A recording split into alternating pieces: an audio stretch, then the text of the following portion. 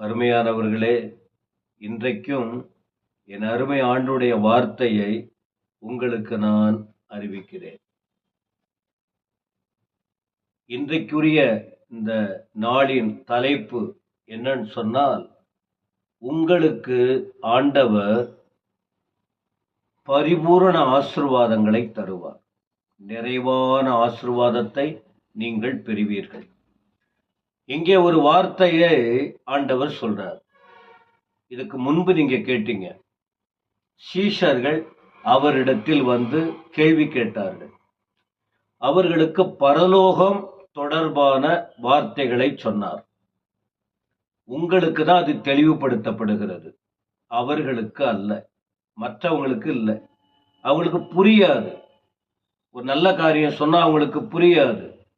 பரலோகத்தை குறித்த விளக்கத்தை அவர்களுக்கு சொன்னால் புரியாது. ஆகவே புரியும்படி அவர்களுக்கு சொல்லப்படுகிறது.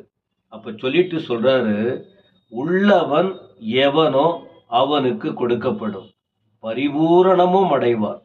இல்லாதவன் எவனோ அவனிடத்தில் உள்ளதும் எடுத்து கொள்ளப்படும் என்பதாக ஒரு வார்த்தை சொல்லுகிறது. இதை படிக்கும்போது உங்களுக்கு புரியுது என்னன்னு தெரியல.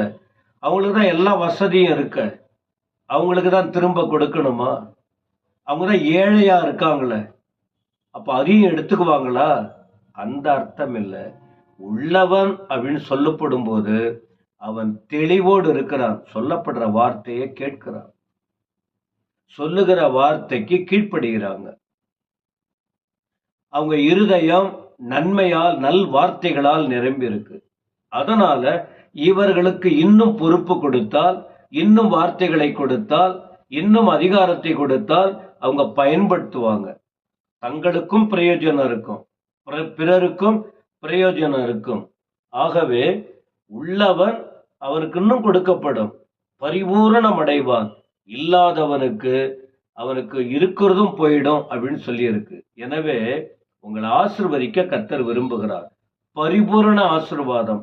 கர்த்தர் கொடுக்கிற கிருபைகளை பயன்படுத்துங்கள், ஞானத்தை உபயோகப்படுத்துங்கள், தேவனை அறிந்த விதத்தில் நில்லுங்கள், ஆண்டவர் இயேசுவுக்காக வாழுங்கள்.